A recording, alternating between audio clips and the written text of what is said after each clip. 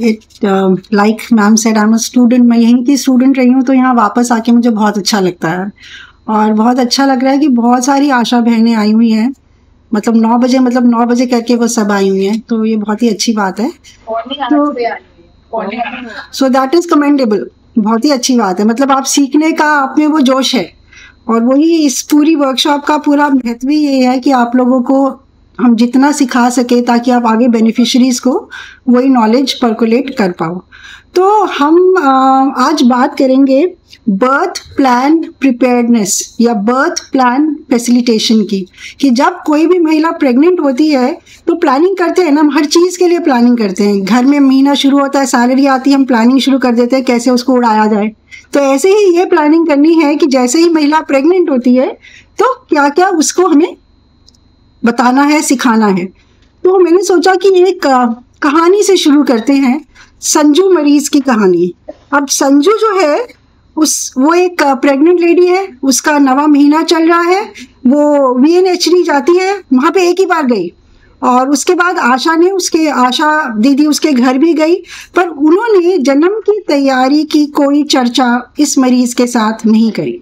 एक तो मरीज खुद ही एंटीनेटल के लिए नहीं गई, और दूसरा आशा दीदी जो घर गई उन्होंने भी जन्म की तैयारी की कोई चर्चा नहीं करी।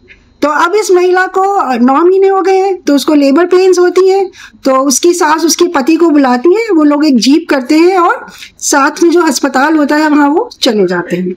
तो उसकी डिलीवरी तो ठीक ठाक हो जाती है, दोपहर को 2 बजे डिलीवरी हो जाती है, और क्योंकि महिला भी सही थी, उसका शिशु भी सही था, तो वो 3 घंटे बाद वापस घर आ जाते हैं कि बेकार में अस्पताल में टाइम क्यों हम वेस्ट करें।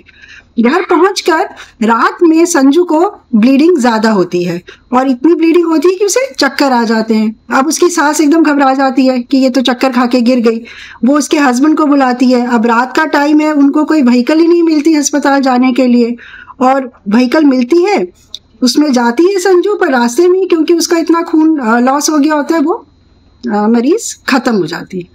तो ये संजू की कहानी है। ये तो एक ऐसी महिला है, ऐसी बहुत सारी संजू हमारी सोसाइटी में है। अब हम ये सोचते हैं कि संजू की मृत्यु के क्या कारण थे, क्या हम संजू को बचा सकते थे, और अगर हम बचा सकते थे तो इसमें आशा दीदी का क्या रोल था। तो हम शुरू करते हैं, ठीक है। आप कोई एक जना बताए, पहली रो में बताइए, क्या सबसे पहला कारण क्या था। वो VHND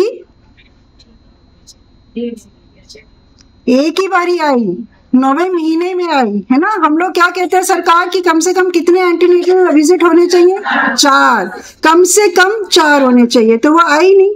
आशा दीदी उसके घर तो गई एक बारी, पर आशा दीदी ने क्या नहीं किया, उसको डिलीवरी की तैयारी के बारे में कोई चर्चा नहीं की, ना संजू से की, ना संजू के परिवार वालों से की।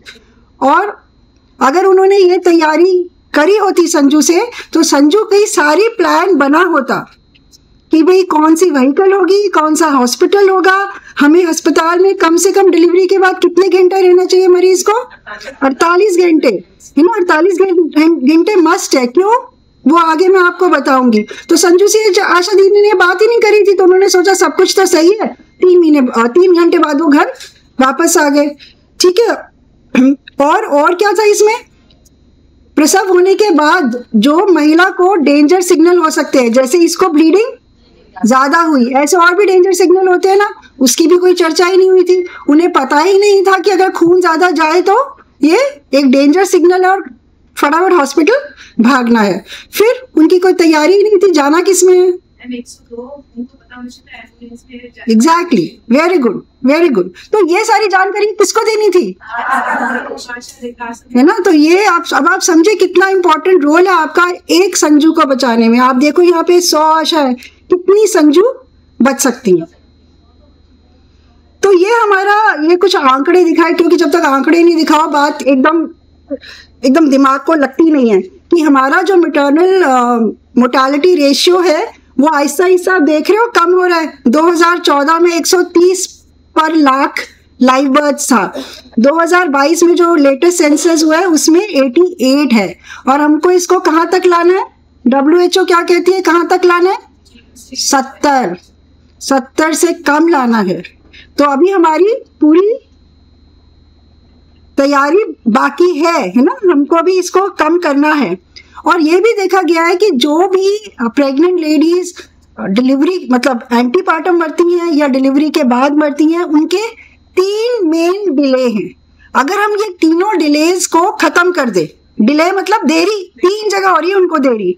पहली देरी हो रही है डिसीजन में, उनको यही नहीं समझ में आता कि हॉस्पिटल जाना जरूरी है तो है क्यों, घर में करो आराम से, दाई को बुलाओ, घर में डिलीवरी करो, कोई प्रॉब्लम ही नहीं है, सबके लिए सुखी सुख है, किसी को अस्पताल जाना ही नहीं है। तो उनका डिसीजन मेकिंग ही नहीं हो पाता। तो पहला डिले उधर है। सेकंड डिले है, वो सोच तो लेते हैं कि हमको किसी स्वास्थ्य केंद्र जाना तो है, पर पहुंच नहीं पाते हैं, वो पहुंच नहीं पाते, टाइम से लेट पहुंचते हैं, जैसे कि हमने संजू की कहानी में देखा। और तीसरा डिले कहाँ है, क्योंकि वो लेट पहुंचते हैं तो उनको ट्रीटमेंट लेट मिलती है और उनको हम बचा नहीं पाते हैं। तो ये सारे डिलेज में आपका, सारी आशा बहनों का रोल है। तो बर्थ प्रिपेयर्डनेस है क्या, बेसिकली ये है जन्म की तैयारी, ताकि सुरक्षित माँ रहे और सुरक्षित बच्चा रहे। और ये जरूरी क्यों है, अब आप बताइए ये जरूरी क्यों है, ताकि वो ठीक जगह ठीक टाइम पे पहुंच पाए। तो उसके लिए हमें जानकारी उसको सही देनी है। और ये जानकारी देगा कौन कौन, तो आप सब लोग ये जानकारी मरीजों को दोगे।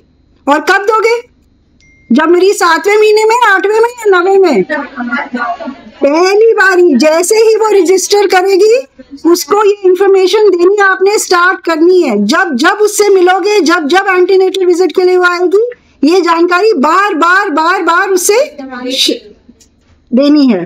तो इसके बहुत सारा ये शुरू हो जाता है रजिस्ट्रेशन से ही, है ना।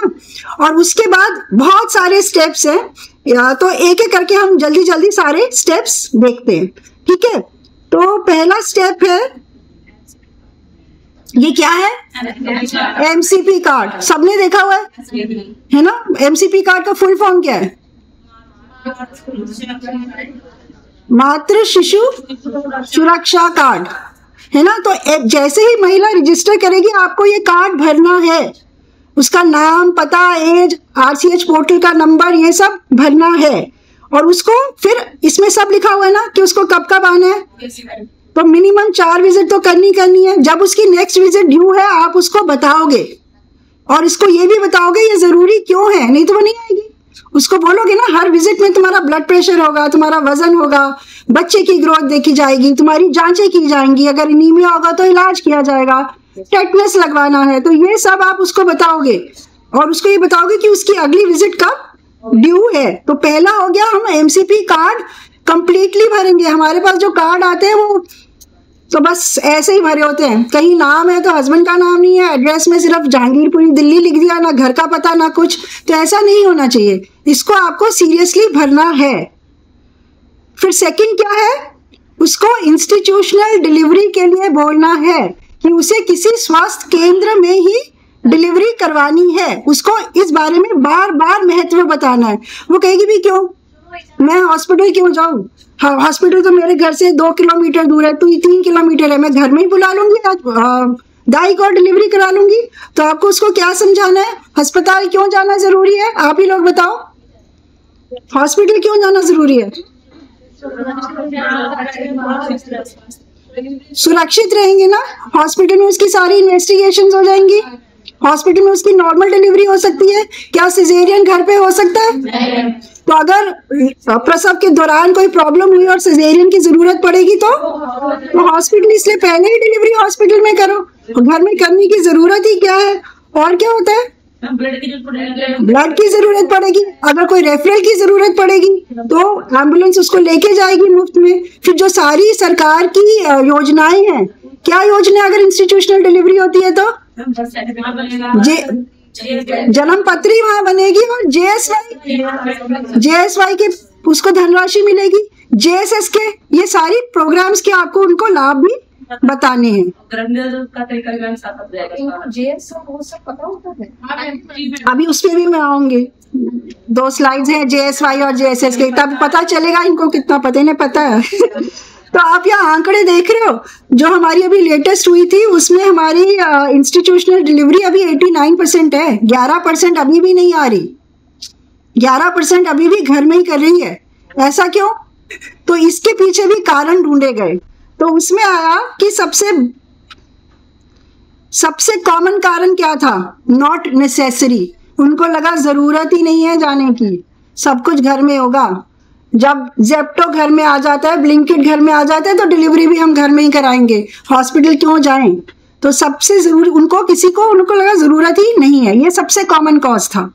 दूसरा कॉमन कॉज था husband and family did not allow. अगर आप इस प्लानिंग में हस्बैंड को, घर वालों को, सास को नहीं लोगे, आप सिर्फ महिला को बोलते रहोगे, बहुत घरों में महिलाओं की चलती ही नहीं है डिसीजन। सबसे इम्पोर्टेंट है सास। डिसीजन मेकर सास है मेनली, या कुछ घरों में हस्बैंड हो सकता है, तब महिला तो बहुत कम। तो हस्बैंड की नहीं चलती है फर्स्ट डिलीवरी के टाइम में। देख लो, सब लोग भुगत भोगी है यहाँ पे, चलती नहीं है हस्बैंड की। तो पहली शादी में क्या होता है, नई शादी में वो हस्बैंड भी माँ की सुन रहा होता है, फिर आहिस्ता आहिस्ता तो तुम उसको अपनी तरफ ले आते हो।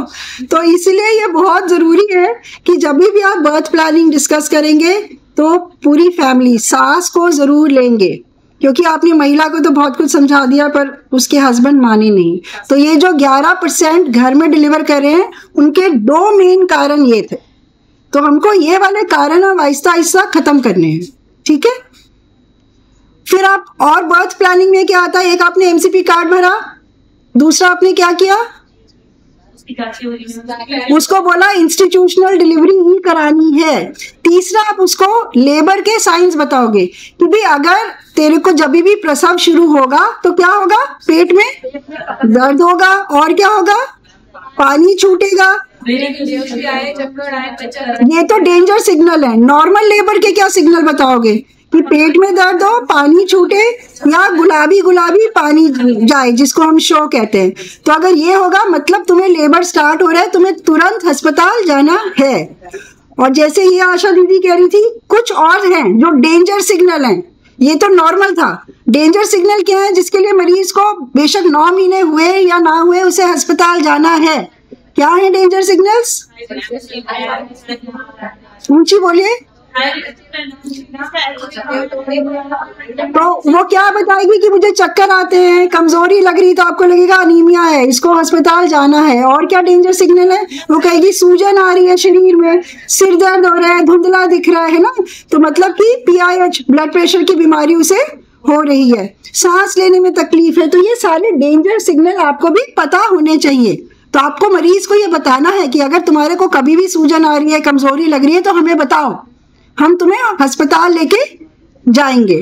तो आपको नॉर्मल लेबर भी बताना है कैसा होता है, और आपको डेंजर सिग्नल्स भी बताने हैं, है ना, क्योंकि मरीज को तो पता नहीं है। आप ही लोग इन्फॉर्म करोगे तो वो हॉस्पिटल आएगी केयर लेने, नहीं तो आएगी नहीं। वो सोचेगी ये नॉर्मल है, मेरे को सूजन आ रही, कोई बात नहीं। उसकी सास कहेगी ऐसा तो होता है, हमने भी बड़े बच्चे पैदा किए हैं, थोड़ी बहुत सूजन तो आती है ना। तो आपको उसको बताना है मरीज को कि ये आपके डेंजर सिग्नल्स हैं। अगला क्या है बर्थ प्लानिंग में, ट्रांसपोर्ट। उसको अपने में ध्यान रखना है कि क्या किसी की कार या उसमें जाना है या एम्बुलेंस में जाना है। एम्बुलेंस का नंबर जैसे उस आशा ने बोला 102 रटवा देना है कि ये मुफ्त सर्विस आपको सरकार दिला रही है। हॉस्पिटल उसको बताना है कि जो भी उसके घर के सबसे पास अस्पताल है वहां पे रजिस्टर कराना है ना। हॉस्पिटल पहले आइडेंटिफाई करना होता है, ये नहीं दर्द शुरू हो गया अब सोचें कौन सी अस्पताल जाए, बुराड़ी भागे या इधर भागे या गंगाराम है या कहाँ जाए, ठीक है। तो हॉस्पिटल पहले आइडेंटिफाई करना है। सपोर्ट पीपल पहले आइडेंटिफाई करना है। सपोर्ट पीपल कौन हुए, वो लोग जो उसके साथ हॉस्पिटल आएंगे, वो लोग जो उसके घर में रहेंगे। अगर उसका ऑलरेडी 1-2 बच्चे हैं तो घर के भी तो कोई ध्यान रखेगा। तो इन्होंने अगर अपने गांव से किसी को बुलाना है, किसी रिश्तेदार को, तो वो पहले बुलाएंगे। और कौन होंगे सपोर्ट लोग, जो इनके बर्थ कंपेनियन बनेंगे, जो इनके साथ लेबर रूम में भी अंदर आएंगे, वो भी पहले आइडेंटिफाई करना है। और चौथा आइडेंटिफाई करके रखना चाहिए कि ब्लड की अगर जरूरत पड़ेगी तो ब्लड कौन डोनेट करेगा। नहीं तो ऐसा होता है, हमने देखा है कि वो पेशेंट तो आ जाती है एक पतली सी सांस लेके, हस्बैंड भाग जाता है, फिर जब हमें चाहिए होता है खून तो हस्बैंड आएगा भी तो कहेगा हम पड़ोसी हैं, पड़ोसी हो जाते है ना, पड़ोसी हो जाते हैं। तो ये मरीज को पहले ही, मरीज को और उसके घर वालों को पहले ही आइडेंटिफाई करना है कि दर्द आएंगी तो ये जाएगा, घर में ये रहेगा, खून देना पड़ेगा तो ये होगा, और बर्थ कंपेनियन ये मेरे साथ जाएगी, मेरी ननद, मेरी बहन। हाँ, तो इसीलिए ना अगर आप बर्थ प्लानिंग सही करोगे तो फिर आपकी जिम्मेदारी कम हो जाएगी। ब्लड आपको देना पड़ेगा, ये करना पड़ेगा। फिर हम नहीं कहेंगे, इसीलिए तो हम ये करा रहे हैं कि आप पहले से बर्थ प्लानिंग करिए। तो कि ब्लड अगर हेल्दी पर्सन देता है तो उसमें नुकसान नहीं होता है, ब्लड वापस बन जाता है, तो आपको कोई कमजोरी नहीं आएगी। वहाँ है, वहाँ कब आएगा ये, अब हमें तो इमरजेंसी में लेके जाना ही पड़ जाता है। तो इसीलिए ये पहले आइडेंटिफाई करना है, ठीक है, कि कौन देगा, ये पहले से ही सब सोच के रखना है। खून तो सबसे लेते नहीं है, जिस जिस मरीज को जरूरत होती है उसी से लिया जाता है, पर बाकी बर्थ कंपेनियन कौन बनेगा, घर में उनको किसी को गांव से बुलाना, ये सब पहले आइडेंटिफाई करना चाहिए।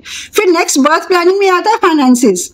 वैसे तो पब्लिक हॉस्पिटल में सब कुछ फ्री है, पर फिर भी एक इमरजेंसी फंड रखना चाहिए, कभी भी जरूरत पड़ सकती है। फिर ये सप्लाईज भी आपको बतानी चाहिए कि बच्चे के कपड़े साथ लेके जाने हैं। बहुत बारी बच्चे के कपड़े नहीं लेके आते हैं, हमने तो हॉस्पिटल के लेबर रूम में कपड़े रखे हुए हैं, बिकॉज कभी कभी मरीज कहेगा कि कपड़े नहीं है, मार्केट भागेंगे, इधर भागेंगे, तो ये आपको बताना है कि माँ और बच्चे दोनों के कपड़े आपको रेडी रखने हैं। बच्चा तो आएगा ना, जब माँ प्रेग्नेंट है तो बच्चा तो होगा, तो उसके कपड़े रखने हैं।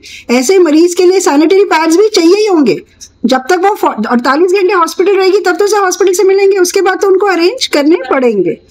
फिर आपने उनको योजनाओं के बारे में बताना है, जैसे डॉक्टर चंद्रा कह रही थी। अब आप डॉक्टर चंद्रा को बताओ JSY क्या होता है। क्या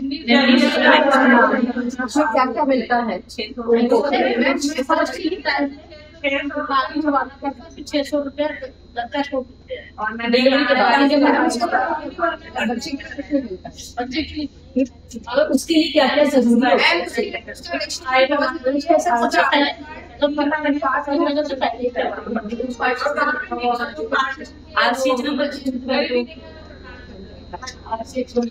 तो बेसिकली उसका RCH नंबर होना चाहिए और उसका आय का प्रमाण पत्र होना चाहिए कि वो बिलो पॉवर्टी लाइन है या नहीं है।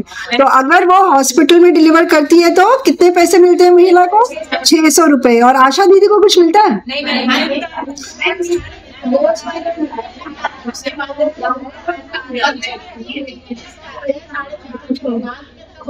कितना मिलता है? 200 रुपए। आशा का इसमें इंसेंटिव 200 रुपए है, पर वो एकदम डिलीवरी के बाद नहीं मिलता है ना, जब इंजेक्शन उसके कंप्लीट हो जाते हैं तब आशा को।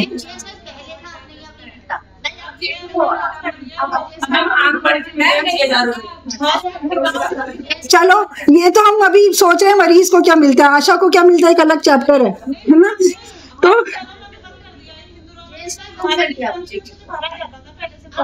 नहीं, JSY हॉस्पिटल तो भर रहे हैं और मरीजों को तो हम 600 रुपए दे रहे हैं, पर आशा को जो इंसेंटिव है तो उनकी डिस्पेंसरी से मिलता है ना। अभी तो हम मरीज की सोच रहे हैं ना, तो मरीज को अगर इंस्टीट्यूशनल डिलीवरी होगी अस्पताल में तो उसको मिलेंगे 600 रुपए। तो आपको ये मरीज को बताना है कि आपको पैसे भी मिलेंगे अस्पताल में डिलीवरी के। दूसरी एक है ये प्रोग्राम JSSK, ये बताओ डॉक्टर चंद्रा को क्या है? जननी शिशु सुरक्षा कार्यक्रम। इसमें क्या होता है? नहीं, JSSK स्कीम है कि मरीज को सारी सर्विसेज अस्पताल में फ्री। उसके कोई डिलीवरी चार्ज नहीं है, कोई इन्वेस्टिगेशन नहीं के पैसे नहीं, कोई अल्ट्रासाउंड के पैसे नहीं, एम्बुलेंस उसको घर लेने जाएगी, एम्बुलेंस 48 घंटे बाद उसे घर छोड़ने जाएगी, वो सब भी फ्री है। उसके बाद जो अगर हॉस्पिटल में रहेगी तो 3 दिन का खाना फ्री है, सिजेरियन होगा तो 7 दिन का खाना फ्री है, ब्लड अगर उसको चढ़ता है तो वो भी फ्री है। बेसिकली कुछ मरीज को कुछ पैसे खर्च नहीं करने हैं, आउट ऑफ पॉकेट एक्सपेंस कहते हैं कि उसको अपनी पॉकेट से कितना पैसा देना है, कितना पैसा देना है मरीज को? 0। तो ये हमारी JSSK स्कीम है। तो ये सारी जो स्कीम्स हैं आपको ये मरीज को बतानी है, उसको पता नहीं चलेगा, है ना। आप उसको कहोगे कि देख हॉस्पिटल चलेगी तो 600 रुपए मिलेंगे, हॉस्पिटल चलेगी तो फ्री में जाना भी हो जाएगा, सब कुछ फ्री मिलेगा तुमको, ठीक है। इसलिए इंस्टीट्यूशनल डिलीवरी बहुत जरूरी है। और JSSK में बच्चे के लिए क्या है? बच्चे के लिए भी ये सारी सुविधाएं 1 साल तक फ्री है। तो बच्चे की जांचें, बच्चे की admission, everything free for 1 year, जब तक बच्चा 1 साल का नहीं हो जाता। तो ये JSSK के भी आपको लाभ उनको बताने हैं। उसके बाद जो एक और इम्पोर्टेंट चीज आपको बर्थ प्लानिंग में बतानी है, वो बतानी है कि 48 घंटे हॉस्पिटल में रहना है, उससे पहले हॉस्पिटल से नहीं जाना। क्यों, ये आपको पता होना चाहिए, तभी आप उसको बताओगे। वो कहेगी मैं क्यों यहाँ पड़ी रहूँ हॉस्पिटल में 2 दिन, मेरे तो ठीक ठाक हूँ, मैं तो घर जाना चाहती हूँ।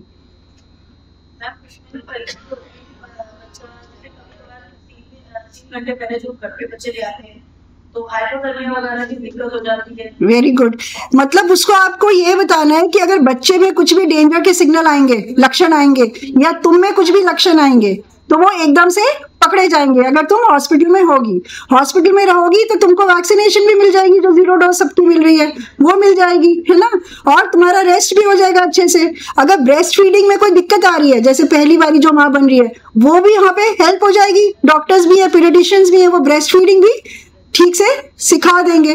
तो आपको इसलिए सारे एडवांटेजेस उनको बताने हैं कि इंस्टीट्यूशनल डिलीवरी ही करवानी है, ठीक है।